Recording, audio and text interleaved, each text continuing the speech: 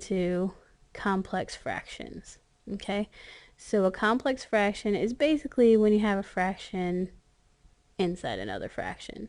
So your numerator or your denominator, or maybe both, are both fractions. Okay, and so how do we simplify that? So simplifying something means making it, looking for a different word besides simple, making it easier, or streamlining it, or making a lot of something messy, something neater. And that's kind of like what we're doing here. We're making it nicer and neater because we're not really supposed to leave a fraction inside a fraction. So we'll look at some examples. So here's some examples of the 1/4 divided by 2. And remember, look for that longer line. That's going to be your division. And then we talked about this is the way it's going to start looking, our division, and this is the way like we're used to seeing it. So this first step is to rewrite it so you're comfortable. Then use your keep, change, flip. So see how this keep, as in we don't change that guy. Change this to multiplication and flip this guy. And a 2, a whole number 2 is like a 2 over 1. So when we flip it, you get a 1 over 2. Then multiply across the top, multiply across the bottom, and that's how we get 1/8.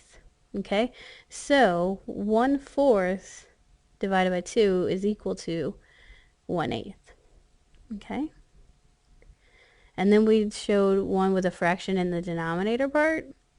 So it's all the same steps where we have 1 divided by a half. So we keep, change, and flip it, and we wind up with 2 over 1, or just 2. Okay. Then these examples we worked out in class. Okay, so you have the answers, or you should have the answers to those. This one wound up being, so you have 2 over 1 divided by 2/3, and all I'm doing is rewriting this guy.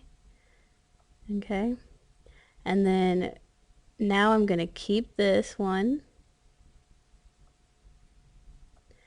and I'm going to change this guy to multiplication, and then I'm going to flip. So I keep, change, flip, keep, change, flip, keep, change, flip. So you have 6 over 2, and if any mommies and daddies are watching, like, don't judge me on how messy this is. I write better with the pens, but I can't do that here. Alright, and I'm going to change the color of my pen to do this guy. So this one, for those C, this one is the one I worked with you. 2/3, and I'm going to keep, so this guy is the top fraction. Okay, so here's your top fraction. Okay, go back to my pen. Alright, and we're going to keep that. This is my division, so I'm going to change that to multiplication.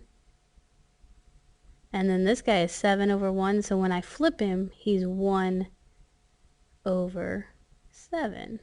And then I just multiply, so I have 2 over 21. Whoa, that is a really bad 2. Okay. Wow, that was bad. Okay, this guy, he's a whole number on top. That was really bad. I am not making myself look all great. Okay. So we have 6 over 1. So that's my top number. See how this bar is longer? So that's where my division is. Because this, see how this is tiny? Because it's 1/3. So this line's tiny. Alright, and then I'm going to keep that. I'm going to change. And I'm going to flip this guy. Okay, so 6 times 3 is 18. Wow. I am more impressed. I thought that 8 was going to be worse than it was. Okay, so 18 over 1, or 18 over 1 is just equal to 18. And then we'll do D, and I'll change colors so you can see that one. So this is my longer line. I know it's hard to tell on this one, but I know what they were supposed to be. So I know this one's a little bit, it's got a little bit of a longer end on it than these other guys do. But this was intended to be 2/4.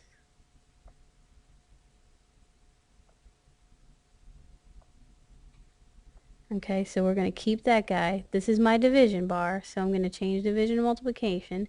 So this is my change part. So keep, change, and then flip. So 2 is 2 over 1 when it's over here.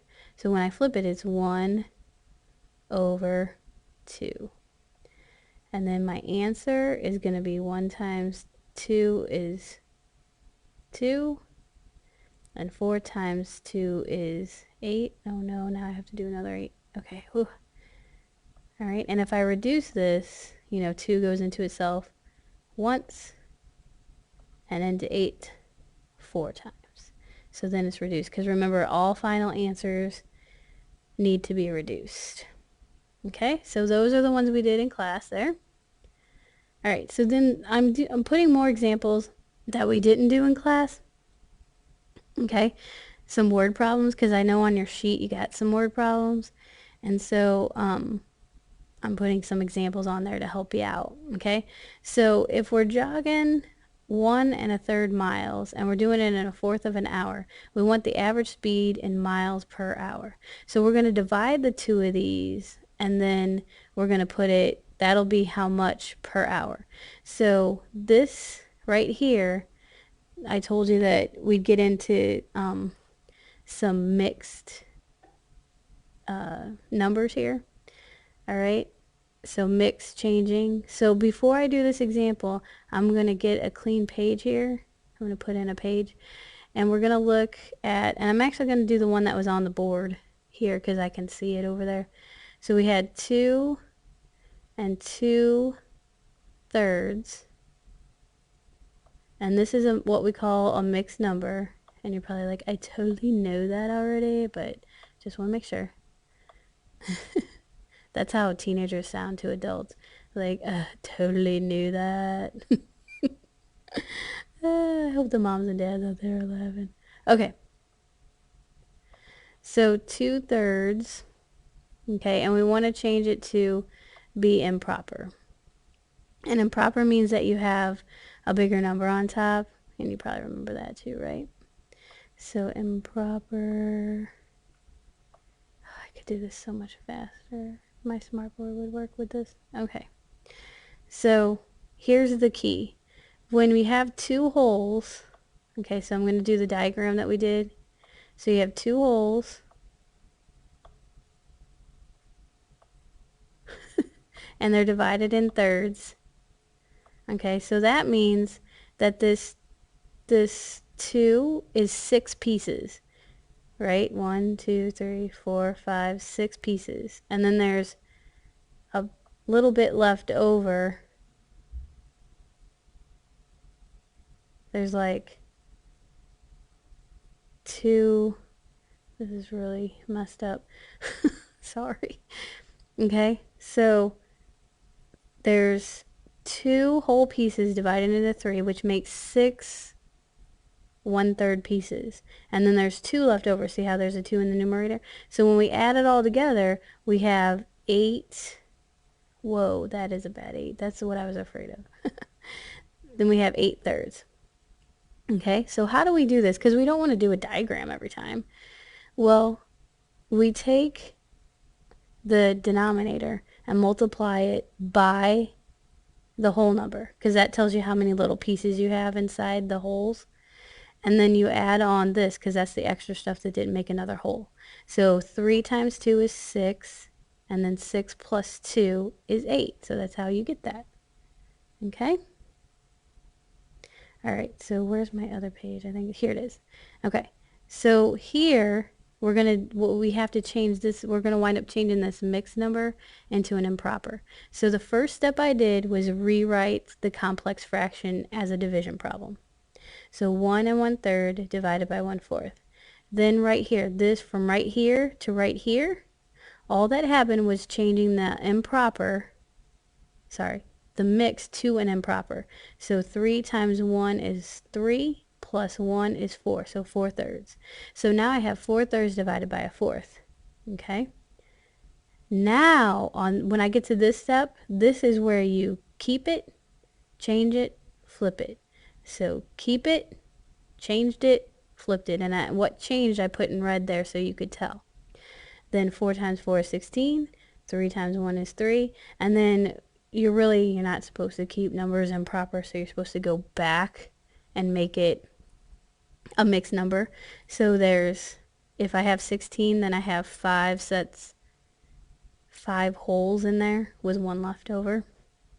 So it's taking it back the other way. Okay, so you could take 16 divided by 3. That gives you 5 holes, and then you have 1 left over. Okay. Alright, so we have Tia here. She's painting.